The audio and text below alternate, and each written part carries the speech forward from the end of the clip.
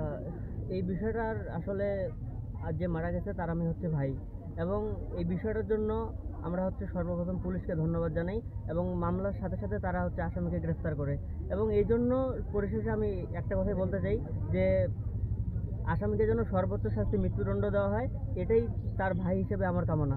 আমরা তো স্কুলে যাবো, আজকে ওর সাথে হয়েছে, কালকে তো আমাদের সাথে হইতে পারে।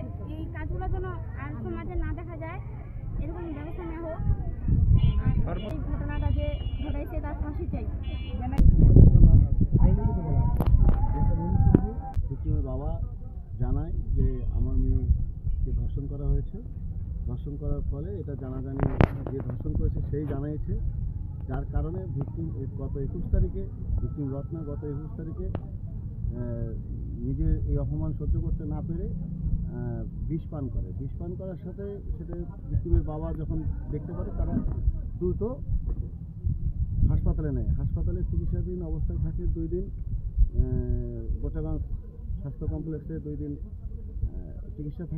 চিকিৎসা থাকাকালীন ভিকটিমকে 2 দিন চিকিৎসা থাকাকালীন তখন তাকে দ্রুত আবার দিনাজপুর মেডিকেল কলেজ হাসপাতালে ভর্তি করা হয়।